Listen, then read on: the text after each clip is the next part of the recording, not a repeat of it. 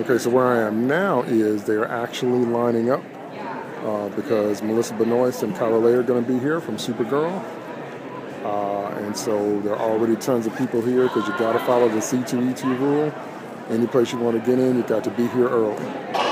So hopefully I can get in and we can take some good shots of that section and it'll be great. So here's the pre-line to see Supergirl. This is everybody that's waiting to get into the presentation. Imagine being in these giant clothes.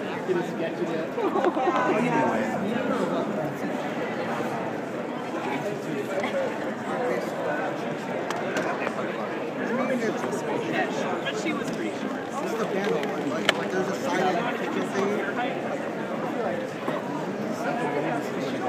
I'm sorry, everyone. Okay. Lots of folks to get in this one. You've seen her on Buffy and Bring It On, and she's the founder of GeekNation.com. Please give it for your main stage hostess with the mostest. It is Claire Kramer!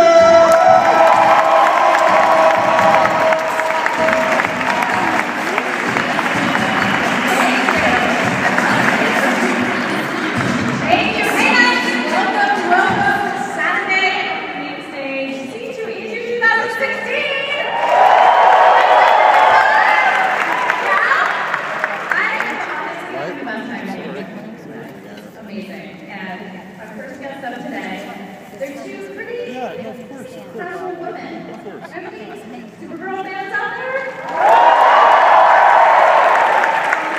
happy to have the Super Sisters backstage. So without further ado, please welcome Chyler, Leigh.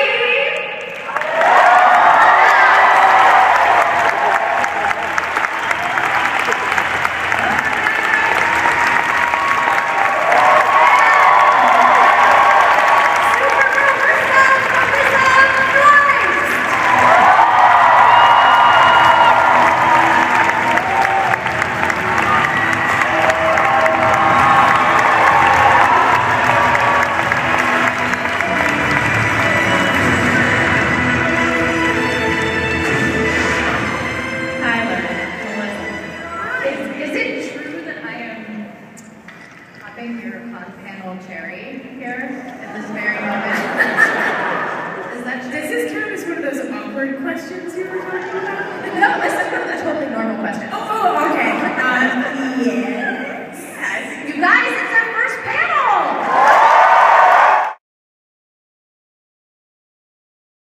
Talk a little bit about that, about the casting process, because I heard it was kind of arduous. Not for this lady right here. I kind of swooped in at the last second. And I won. She was really the savior because we had seen a lot of Girls for Alex, and I had read a bunch of Girls for Alex, and no one compares. You were perfect. I'm smiling like to the mic. I'm like, she is perfect. you hear her smile. No. But Melissa, with you, there was more like a you were like the first round of seeing you. You were one. She was literally the first. The very first. You were like the first one to walk in for Supergirl. Yeah. Mm-hmm. Which I think is like a superstition of Greg Berlanti's, because Grant was the first one. Steven was the first one to see for Arrow. And when I knew I was auditioning for it, I thought it was a long shot. I thought there was no chance for me to get this role. And only until I have my 6th callback or so, I was like, I think I should read these comments. But it was a 3-month process, and I did a bunch of, I can't even remember how many auditions. So you did, at one point, you were like, let me go into the comics, let me see what's happening here. Yeah, and I started with New 52, and then kind of went backwards. Yeah.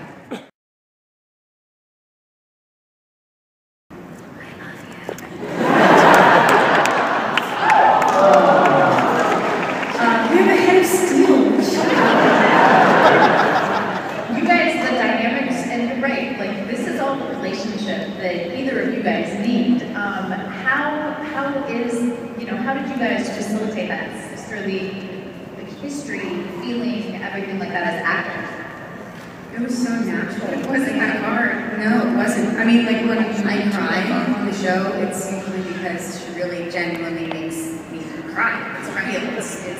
And when she said all those mean things to me, Well, that was not. she really did make me cry. That was kind of awful.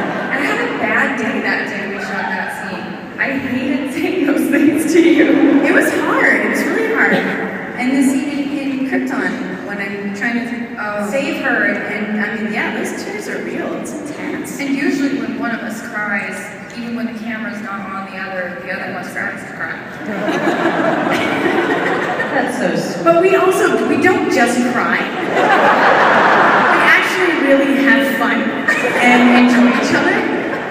No, we really do. I think it's pretty well balanced, but I'm always really, really grateful to work with her. And when we don't work together, it's really weird. It is weird because she's got so much PDO stuff going on. So for sometimes like a week or so, we won't see each other.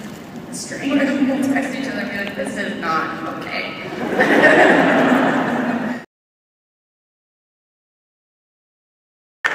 Since like 2014, when the show started, you know, there was talk. Everybody was saying it wasn't in the works. So, you know, with this tremendous build-up, now it's, you know, 2 weeks away, I think. So talk to us about the crossover episode. How was it filming it? How much fun was it? What can we expect in the future? More interweaving of these worlds?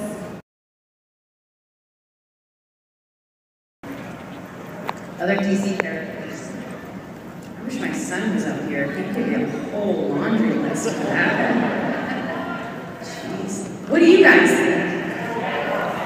Captain Marvel. Wonder Woman, I don't know if we can do that. Captain Marvel. Power Girl. Howard Rowan, yeah. And Superwoman. Like, there's so many. Yeah, there's a lot.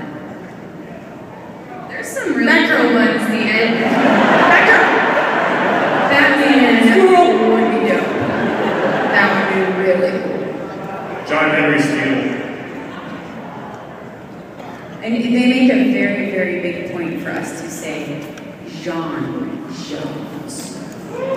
Just putting it out there. We literally have to go into ADR recording and they're like, it didn't sound John enough. Like, I said it like a Z. I know. I think we have to, DC is very generous with the characters they let us have on the shows, and I trust them to bring some really amazing people, characters. Absolutely. Thank you. Great question. I'd say the hardest for me all around, there were plenty that were tough emotionally and draining in that way, but all around, at the end of episode 13, when Kara's kicking Non's butt, we filmed that at this remote location. It was all night.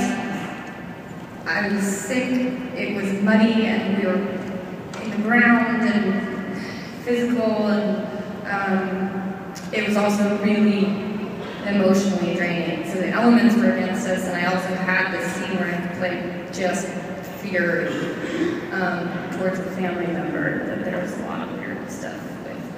So that was the hardest one I've done.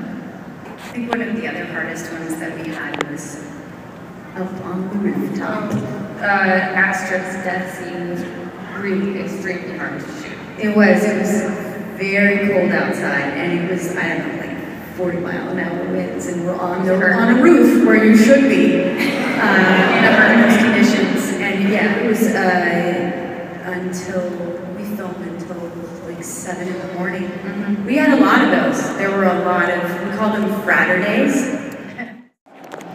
All right, just left the Supergirl panel, and that was a lot of fun. And going to meet my friend I told you about yesterday. My friend Michael should be here, so going to connect with him. We'll probably have lunch, but I'm definitely gonna. I've got a few more panels I want to go to, so we'll see how the day unfolds. But it's going pretty well. Having a lot of fun here. So for all my friends that want to be here, but you're not here, wish you were here. It's been great. More later.